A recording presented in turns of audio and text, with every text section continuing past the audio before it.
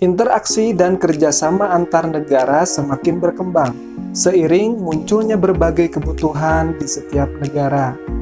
Organisasi regional ASEAN dibentuk dengan tujuan untuk meminimalisir masalah-masalah yang timbul dari adanya interaksi antar negara dalam berbagai bidang. Nah, untuk mengetahui lebih lanjut mengenai bentuk-bentuk kerjasama ASEAN, mari kita simak tayangannya sebagai berikut. Assalamualaikum warahmatullahi wabarakatuh. Sampai bertemu kembali di YouTube channel Belajar IPS Menyenangkan. Baik, pada pertemuan sebelumnya kita sudah mempelajari materi mengenai faktor pendorong dan penghambat terjadinya kerjasama ASEAN. Nah, kita lanjutkan materinya, yaitu mengenai bentuk-bentuk kerjasama negara ASEAN. Sebelum kita lanjutkan, Bapak berharap semoga semuanya berada dalam keadaan sehat walafiat. Amin ya robbal alamin. Mari kita masuk pada tujuan pembelajaran. Tujuan pembelajarannya yaitu ada 3. Yang pertama, memberikan contoh bentuk kerjasama bidang sosial dan budaya. Yang kedua, memberikan contoh bentuk kerjasama di bidang politik dan keamanan. Dan yang ketiga, memberikan contoh bentuk kerjasama di bidang pendidikan. Baik, kita masuk pada materi pokok, yaitu mengenai bentuk kerjasama antar negara ASEAN. Nah, bentuk kerjasama antar negara ASEAN yang paling utama sebetulnya di bidang ekonomi ya. Nah, namun kita bahas di luar ekonomi. Yang pertama adalah bentuk kerjasama antar negara ASEAN di bidang sosial budaya. Yang kedua, bentuk kerjasama antar negara ASEAN di bidang politik dan keamanan. Dan yang ketiga, bentuk kerjasama antara negara ASEAN di bidang pendidikan. Kita akan bahas satu persatu sebagai berikut. Bentuk kerjasama yang pertama yaitu bentuk kerjasama di bidang sosial dan budaya. Tujuan kerjasama bidang sosial budaya antar negara-negara ASEAN adalah terciptanya kerukunan dan kemajuan bersama. Itu ya tujuan utamanya. Kenapa? Karena di negara ASEAN ini itu memiliki banyak sekali suku bangsa atau etnik, dan juga budaya yang sangat beragam, terutama di negara Indonesia, dari Sabang sampai Merauke memiliki budaya yang sangat beragam. Nah, kerjasama di bidang sosial dan budaya ASEAN dilaksanakan oleh suatu komite ya, yang disebut Committee on Social Development atau COSD. Contoh kerjasama ASEAN di bidang sosial dan budaya. Yang pertama, bidang pembangunan sosial dengan menekankan kesejahteraan golongan berpendapatan rendah, perluasan kesempatan kerja, serta pembayaran upah yang wajar. Seperti kita ketahui bahwa sebagian besar negara-negara yang berada di ASEAN merupakan negara berkembang, kecuali Singapura. Nah, untuk itu sebagian besar penduduk di ASEAN tersebut berada pada kelas ekonomi menengah ke bawah, sehingga perlu adanya regulasi atau aturan yang mengatur mengenai standar upah ya, standar upah regional. Nah, dari standar upah regional ini dapat dijadikan patokan bagi setiap negara, bagi setiap provinsi maupun kabupaten dalam menentukan upahnya. Kemudian yang kedua, membantu kepada kaum wanita dan pemuda dalam usaha-usaha pembangunan. Nah, pemuda merupakan penduduk yang berusia produktif ya. Ini perlu dibantu supaya mereka memiliki penghasilan yang layak. Begitupun kaum wanita. Ini diberikan kesempatan yang seluas-luasnya menempatkan kaum wanita pada bidang-bidang tertentu yang tidak bisa ditempati oleh kaum laki-laki. Yang ketiga, menanggulangi masalah-masalah perkembangan penduduk dengan bekerja sama dengan badan-badan internasional yang bersangkutan seperti PBB ya. Misalkan di bidang pendidikan ada yang namanya UNESCO. Kemudian di bidang bencana ada yang namanya UNHCR ya. Dan mungkin di bidang kesehatan itu ada yang namanya WHO. Nah, selanjutnya yaitu pengembangan sumber daya manusia, dan yang selanjutnya peningkatan kesejahteraan. Contoh kerjasama ASEAN di bidang sosial budaya yang keenam yaitu program peningkatan kesehatan ya, diantaranya mengenai makanan dan obat-obatan. Nah, misalkan mengkampanyekan untuk memakan makanan yang bergizi seperti memakan ikan, makan sayuran, makan buah-buahan ya. Dan kemudian dalam penyediaan obat-obatan. Nah, ini penting apalagi pada saat ini terjadi pandemi COVID-19.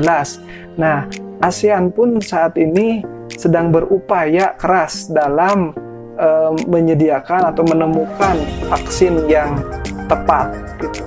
Kemudian yang ketujuh adalah pertukaran budaya dan seni, juga festival film ASEAN. Nah, setiap negara itu menampilkan budayanya, kemudian seninya, kemudian film terbaiknya tuh ya, sehingga dikenal di negara-negara ASEAN, bahkan di mancanegara internasional ya. Kemudian yang ke-8, penandatanganan kesepakatan bersama di bidang pariwisata yang dikenal dengan ASEAN Tourism Agreement atau ATA. Nah, di dalam kesepakatan ini itu dibuat aturan sedemikian rupa yang dapat memudahkan dan juga memajukan pariwisata setiap negara di ASEAN ya. Dan yang ke-9 yaitu penyelenggaraan pesta olahraga 2 tahun sekali melalui SEA Games. Nah, ini bergiliran tuan rumahnya ya, bergiliran. Selanjutnya yang kedua adalah bentuk kerjasama ASEAN di bidang politik dan keamanan. Nah, bentuk kerjasama ini bukan berarti menghimpun kekuatan militer negara-negara ASEAN untuk melawan kekuatan militer bangsa lain ya. Tetapi tujuan kerjasama bidang politik dan keamanan di ASEAN ini untuk menciptakan keamanan, stabilitas, dan perdamaian antar negara-negara di ASEAN. Nah, kerjasama di bidang politik menciptakan ASEAN Regional Forum atau disingkat ARF untuk membahas kasus-kasus terkini yang menjadi perhatian ASEAN. Contoh kerjasama ASEAN di bidang politik dan keamanan. Yang pertama, Traktat Bantuan Hukum Timbal Balik di bidang pidana. Yang kedua, Konvensi ASEAN tentang pemberantasan terorisme. Yang ketiga, pertemuan para menteri pertahanan di negara-negara ASEAN yang bertujuan mempromosikan perdamaian dan stabilitas kawasan melalui dialog serta kerjasama di bidang pertahanan dan keamanan. Misalkan diadakannya latihan bersama ya, latihan militer bersama. Kemudian yang keempat, penyelesaian sengketa Laut Cina Selatan. Nah, ini seringkali terjadi perdebatan ya antara Cina dan Indonesia. Sekarang sudah ada kesepakatan untuk wilayah Laut Indonesia itu disebut dengan Natuna Utara ya. Seperti itu. Contoh kerjasama ASEAN di bidang politik dan keamanan yang kelima yaitu kerjasama pemberantasan kejahatan lintas negara yang mencakup pemberantasan terorisme. Contoh, ketika terjadi teror bom Bali, ternyata kasus tersebut memiliki jaringan internasional. Kemudian adanya perdagangan obat terlarang seperti narkoba yang dapat merusak generasi muda, kemudian pencucian uang atau money laundry, penyelundupan dan perdagangan senjata ringan dan manusia. Nah, ini berbahaya penyelundupan senjata, apalagi penyelundupan manusia atau perdagangan manusia, human trafficking. Kemudian bajak laut, perompak ya, kejahatan internet ya, dan kejahatan ekonomi internasional lainnya. Nah, yang keenam yaitu kerjasama di bidang hukum dan bidang migrasi serta kekonsuleran dan kelembagaan antar parlemen. Itulah contoh-contoh bentuk kerjasama ASEAN di bidang politik dan keamanan. Yang ketiga, bentuk kerjasama ASEAN di bidang pendidikan. Nah, negara-negara di ASEAN terus melakukan kerjasama di bidang pendidikan, baik secara bilateral maupun multilateral. Contoh kerjasama ASEAN di bidang pendidikan secara bilateral diantaranya Indonesia dengan Malaysia, Indonesia dengan Singapura, dan sebagainya, maupun secara multilateral melibatkan banyak negara, lebih dari 2 negara. Nah, tujuannya yaitu tiada lain adalah untuk meningkatkan kualitas pendidikan di Asia Tenggara. Nah, ketika pendidikan di Asia Tenggara itu naik, bagus, maka akan menciptakan kualitas sumber daya manusia yang unggul. Nah, kita tahu bahwa bidang pendidikan itu adalah salah satu sektor atau aspek dari Human Development Index atau Indeks Pembangunan Manusia atau IPM ya. Nah, pada akhirnya itu akan meningkatkan daya saing internasional. Selanjutnya, contoh kerjasama ASEAN di bidang pendidikan. Yang pertama, dibentuknya ASEAN Council of Teachers Convention atau dikenal dengan ACT. Diadakannya di Pulau Bali, di Sanur ya, Denpasar pada tanggal 8 Desember tahun 2012. Nah, di situ berkumpul guru-guru se-Asia Tenggara, berbagi ilmu dan mungkin berbagi pengalaman, melakukan pelatihan-pelatihan. Yang kedua, penawaran beasiswa pendidikan. Nah, banyak yang belajar di Indonesia itu ada yang berasal dari Thailand, dari Malaysia, mungkin juga dari negara lainnya, ataupun sebaliknya ada orang Indonesia, mahasiswa Indonesia yang kuliah atau belajar di Malaysia misalkan, atau di Singapura.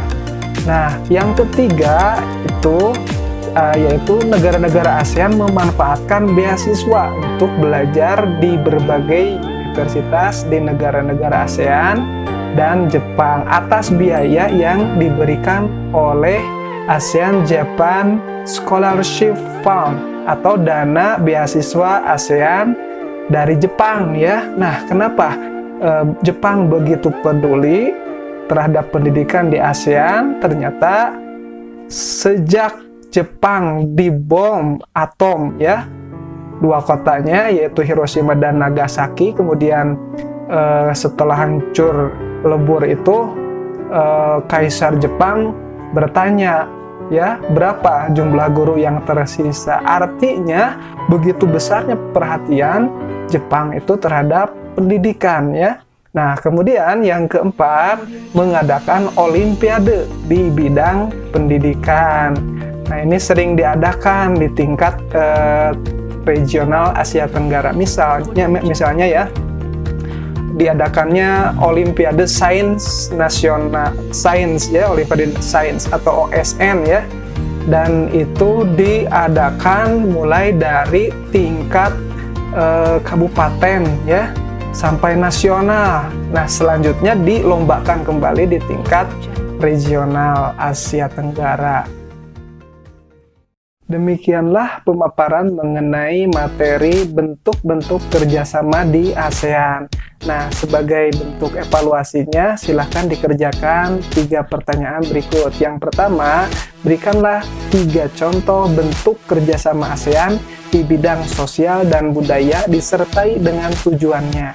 Yang kedua, berikanlah 3 contoh bentuk kerjasama ASEAN di bidang politik dan keamanan disertai dengan tujuannya. Dan yang ketiga, berikanlah 3 contoh bentuk kerjasama ASEAN di bidang pendidikan disertai dengan tujuannya. Baik, itu barangkali yang bisa disampaikan. Semoga bermanfaat. Terima kasih telah menonton. Jangan lupa di like, di subscribe, di komen, dan di share ya. Wabillahi taufiq wal hidayah. Wassalamualaikum warahmatullahi wabarakatuh.